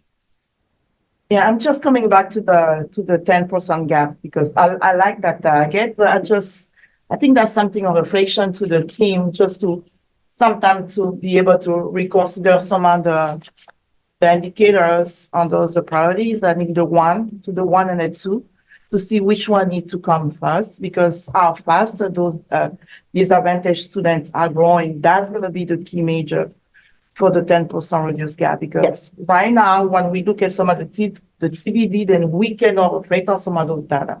So I'm still in a struggle with what we have as a baseline values right now for some of those aspects, and how faster we can reduce on each of them for 10. So when you see some of those programming here, just the design is like 2 years from now. So that means how fast are we going? So that means that's the reflection I just want to come there, because that's gonna be a tricky line to dig into it. So what I hear you saying is we should close those gaps, and some of our initiatives are happening later. And so then how are we going to close the gap now? And one piece I would say to that is, sure, if in a perfect world, we would do them all right now, right? But we can't. But also the tier 1 work that we're doing, that is starting next year is, hopefully, if we do it well, going to benefit you can't out intervention good tier 1. Sorry for the non-education nerds in the room. But we're doing work that's going to impact all students, but that we think will have based on research, a disproportionately positive impact on some of these subgroups. And even though the initiative's not called multilingual learners or students with IEPs, when we say in K-8 ELA next year, we think that should have a disproportionate impact on the students who need it the most, because it's giving them access to grade level content and pushing them. And so maybe imperfect because we'd love to do it all, but we would say that we got to get the tier 1 right so that we can do a better job with tier 2 and tier 3. And so we hopefully will get there, but I hear the concern, and we heard it from community members and PPS staff members and leaders, there's this desire to do it all right now. But we do think some of the initiatives happening next year should start to impact these gaps. Yeah. My impression of what you said about the number of initiatives and a number of that they are many, and potentially we guess we could push things back, but then we push one thing back another. Something then goes to the next plan. Right. And so I guess the question I have is how do we simplify? Okay, I don't know, cut it. That's a piece, that's the number 3 on that list that we had at the beginning. You know, how do we simplify? How do we find things that, like you were saying, taking care of one thing will also take care of another piece, and to see that connection so that it's an awareness. Those are my thoughts on that. I just don't know we got too much here. Is that a problem? I mean, I think you have a little too much. And on our scale of plans, like, this is more reasonable. It's just not fully reasonable yet for your size. But as we start to build out the deliverables, and then we look, and Baird's written a set of deliverables that impacts the high school teachers, and Dr. Ahmed has written a set of deliverables that also impacts the high school teachers, then we look and say, wait a second, is this too much? And that's some of the ways we call it down. But I think we are looking for the dominoes. And for example, if we do a great job with K-8 ELA next year, it's going to make K-8 math go much better, because we're learning, right? Our implementation will get better. Teachers will get used to the systems. Like, there are domino effects that should make some of the later work maybe go faster.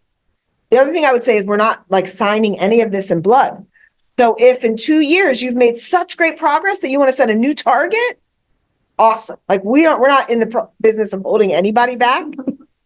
And then the last thing to Mickey, and then I want to hear from you, Sarah, is ideally Maine would have a growth measure for their state tests. They do not yet. But what we've seen from other states is once you have the same test for 2 or 3, you really need 3 years, you can start to calculate a statistically significant growth measure. So for example, in Massachusetts, every student is given a number between 0 and 100. If you get a 50, that means you grew at exactly the 50th percentile. Half the students that were like you grew more and half grew less, right? So we aim for like 60 plus, right? So these gap closing measures involve a lot of math. If we had a growth measure, we would want our subgroups to be outgrowing. We would set a higher growth target for our subgroups, and that would solve this.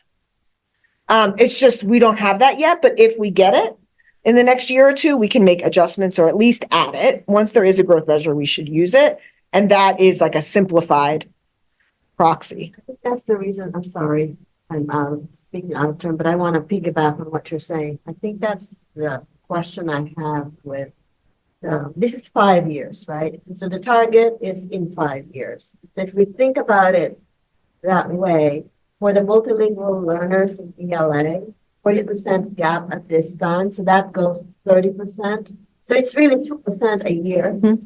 So it's just too low for me. So I a little bit more aggressive thinking about what that growth would be like. Yeah, I think that's that was one of the questions. We wanted something simple, but not all the gaps are the same. Exactly. And so that's the tension. So I'm just making a note. Sarah, you had some. Thanks. So I agree 1,000%. Doing 10 things on top of everything else that everybody's going to be working on all year, doing 10 things at the same time seems like a lot. And, like we've already talked about the concerns about that and, staff being stretched too thin. In terms of like the dominoes falling and moving through all this work that is so important, I'm curious about whether it's possible to do some additional granularity and have, like, could some of these things be designed for first half of the academic year and then launch for the second half of the same year so the Gantt chart compresses? I think yes, depending on the thing. Okay. I think that's much easier to do in years 2 and 3 because we have a year under our belt. Like one of the skills I think, the whole team will work on next year, I think in a different way, is this progress monitoring. I don't know that the leadership team has before said, I am in charge of this initiative and here's the 15 deliverables that will happen and by when. And then in our meetings, we're going to check in about it, right? When you get good as an organization at that, other stuff moves much quicker.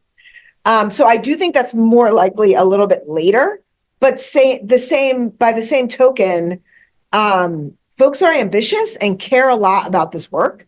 And so as we start designing, something's going to turn to a design and a pilot, right? It just won't be everything, and it will have to be the places where we have the ability to accelerate a little bit. And then next year in March, it'll be time to write the deliverables for the following year, and that's likely where we may design and launch, or depending on what the initiative is and the conditions on the ground. Yeah, I just want to make sure everybody gets a chance. Go first, and I'll. I just wanted to Grace's point, the 40% gap for multilingual learners in ELA moving to 30%, that jumped out at me as well. Just saying, like, how could we be satisfied? How can that be what we're working towards?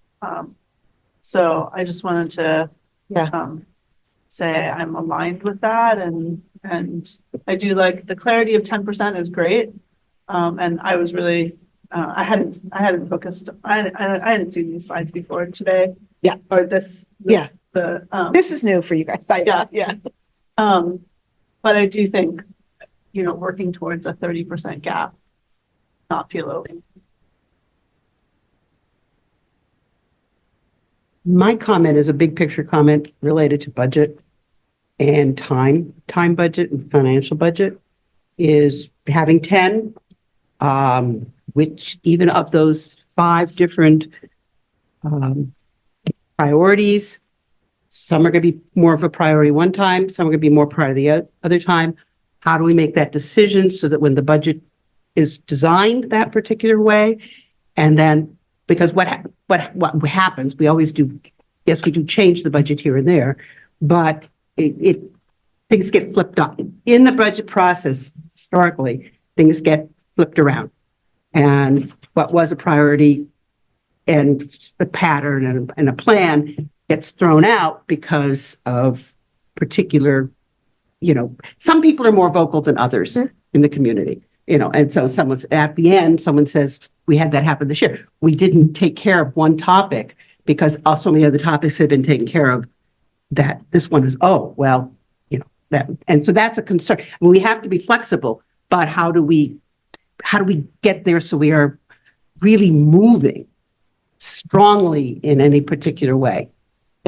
Respond to that? Yeah.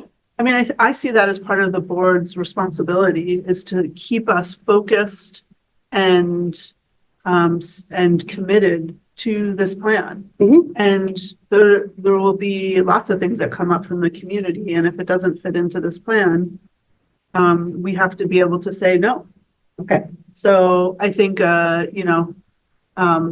really kind of socializing this plan in the community, hopefully it will be part of our work. But then certainly during budget seasons, being really clear about aligning the budget to the plan and seeing that through, and ensuring that the resources are there, because we can't do this without the resources. I concur on that. I mean, and starting earlier, not in February, but starting with letting people know about this whenever we decide. Are you looking at the I was looking at Sarah because Sarah, what's your saying? It's always budget season. It's always budget season. Always budget season. Yeah. If we are at a good place for right now, I'd love for us to close out the conversation. I will say, oh, yes. To add something, please. Oh, yeah, please. What Emily just mentioned, adding on that, I think that's just come back with my monitoring process of the annual, because I remember a couple of years ago where we made a big investment on the core instructions, because we have that clear monitoring about the needs of our students. But I think that thing need to come back on the budget season because that's the way we're making investment because we know exactly that those are the programming need to move forward, those strategic plans. I mean, are we thinking ahead about, okay, this is exactly what we need for next year. So that's the way the budgets need to align with those 5 years to know exactly as those are big investment are going to be plugged into those achievement goals that we want. I mean, we have done it. And I think that's why we see some of the success on the way coming forward and plugging into those strategic plans. That's why I asked earlier, what the success we have done. Because I saw TBD, what the success we've done. Because we have made those investments with a lens about exactly what are those priority and needs that we saw from the district. And as a board, it would be helpful to then share with leadership, okay, here's our timing. By February, we need to know, or by January, whatever it is, the initiatives for next year, what they're going to take from a budget perspective. And then we work backwards, right? And so if an initiative's going to move, that, then we move it. So I think this is really thinking about a year-long calendar for both leadership and the board, so that it just doesn't pop up, right? Because it is always budget season. I understand that for sure.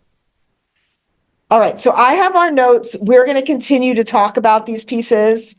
I'd love for folks there's been so much great conversation, and we want to get you out on time, but I'm going to ask you to share in your small groups. Something that feels really important to you after tonight's conversation about as we implement the strategic plan, or just something you're sitting with, but just a way to sort of close out the conversation and really process and get a chance, to verbally share that, I think helps our brains organize all the information that we've gotten in all the conversations. So let me give you 30 seconds to think about your answer to one of these questions. Something that feels really important or something you're sitting with. And when you're ready, I'm going to ask you to do a quick whip around. So we close on time. When you're ready, share at your tables. And I'm just sitting with the clarity. I know there's a lot but having this. I'll say I love that we have a map. There's so much work to do, but I love that we have, here's what we're doing in what order. I like it. The timeline. What I'm sitting on is just the time frame. Oh, yeah. But in the strategic plan, and that's why we have it. And to be able to plan. I think I'm sitting on. The accounting, that whole logo. But I think Educators have a lot. That important would be. we have too many things. So Never comes I'm a forward. little bit more urgent than that. I don't sit well in. I don't know what, my gut feelings, this is, We I love are all not of this. pivot quickly. I just don't know So what. that's the thing that we need to do is to pivot. When something that is not working, pivot, change. We think do something different. We wait to see the result first. Oh, I We wait to see, we have to try this first. Just like identifying the. Organize and do. Exactly. Mhm. Well, they don't speak English yet, so we don't. That's why we've had to check to figure it out. Those are things that. That's what I'm saying. You only introduce apple pie. What if something happened? No, I think for me, I have a lot of patience. Right. I don't think that plan. Yeah, so that is what, and we're not able to pivot. Even like today, I was like, Ryan, let's start thinking about August. Yeah. Back there, I can kind of actually. I just wanna, We're I not. think that I hope What's happening next week, really right? That to me is a it's strategy, but it's not working. forward. And I'm able to do that being into a role of capacity as a system, but if it's not sure, I can do, but it's expensive and there's a lot of. They haven't. I'm part of my. I mean, we make, reason I say limiting it is because these people have to do the work. But We're not gonna go to this. We're not doing this. We're not doing this. These guys are gonna come to, we're gonna say, actually, we've got a conflict. Opportunity to reset and reflect. Yes, and we're gonna say, thank you for telling. Line with where we've been. And then at the beginning, That is like, Are you sure we're gonna not do that in the same way? We're gonna do And They don't. but as long as that dialogue happens strongly at one point, so you can August 2 or support. I mean, in some respect, you in Sorry, August. I didn't mean August. Very fine. Balance the origins of like it will be Like just that, I was an example that we're thinking further out. And I think if you think about it, like the budget process, that it's not, the first thing that comes out of the gate is not the I final, call it taking like just gonna be the process the war. of responding to what we're seeing. That's how it. You will. So Are you saying, I'm thinking of like our quarterly kind of reports that we started, right? Yeah. Said this time we'll be reporting on these measures and these initiatives. And I think that the like leadership been able to advance this, it will we be haven't been able to handle that. It has to be Something else has come up, creation of that we're not able to and manage this year, or and also I don't know, we get Well, what do $1 you, billion for the what do you, I high mean, school of the future and have to. You've been the lottery. Mackenzie's not just so what is? Once everyone has shared, if you could bring your attention back, we'll do a quick quiz. Of course, I worry about, I worry about, I mean, we all have access to, what we do have. I know you do. So. But. I think I'll just stand by my stuff earlier about, Yeah, I know. your professional development. Oh, Persistence. Well, I think that's real. That's most basic, right? I think it may be a Teacher and freshman, approach. sophomore, secondary level too, so. And I'm not getting past that at the moment. Use it. So even though there's a lot on our plate, I think with this And wait to make sure that's as good as focus on like, okay, so like this is the big I can't help but Talk about fifth No, one, since I it's get the end.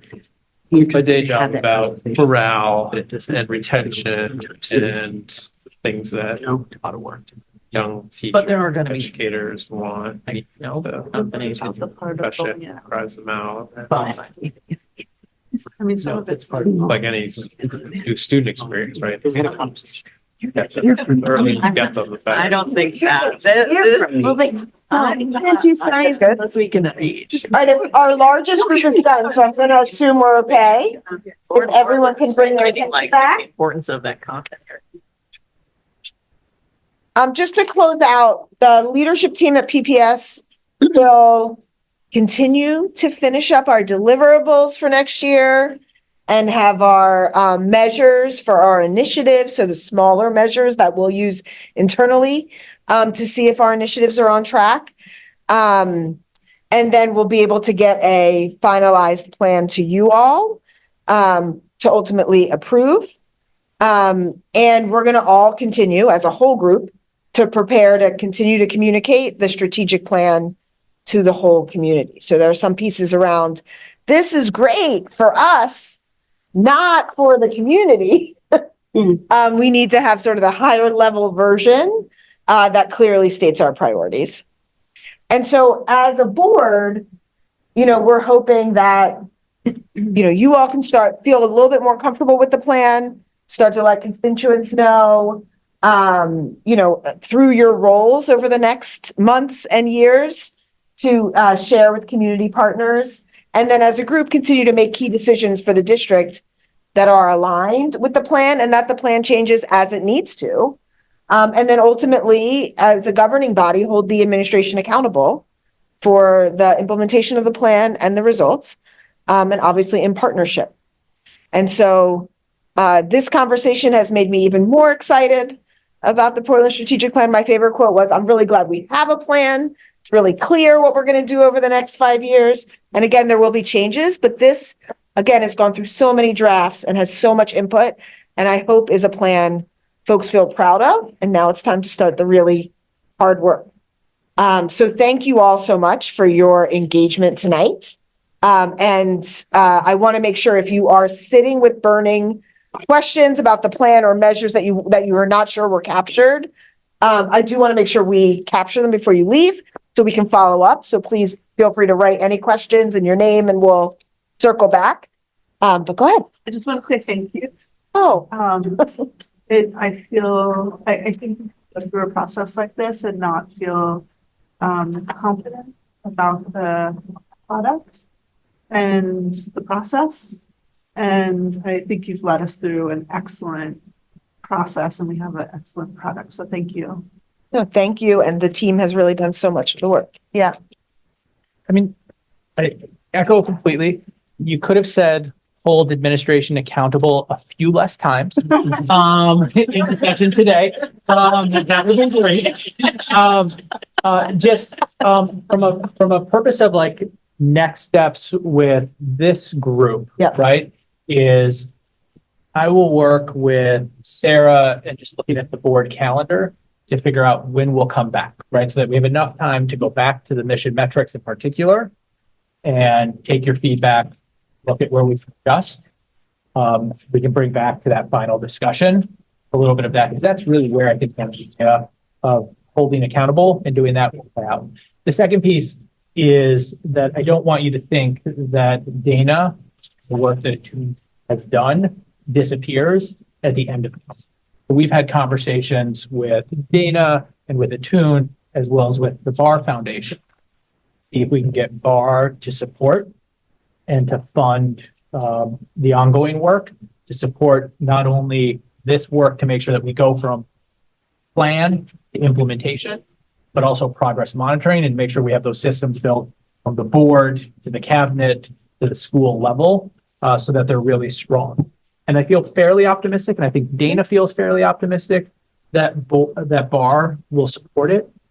The budget that you approved also has money potentially there for that in leadership development that was set aside with this idea to support particularly Angela and Dr. Ahmed and work with the principals that fits right in this that we could use if not. And so I just wanted to like name that and just thank you guys for the time tonight because I know that we've tried to not add board meetings on. Yeah. We've added this one on and especially tonight. So thank you. Thank you. And for the Portland team, we'll see you.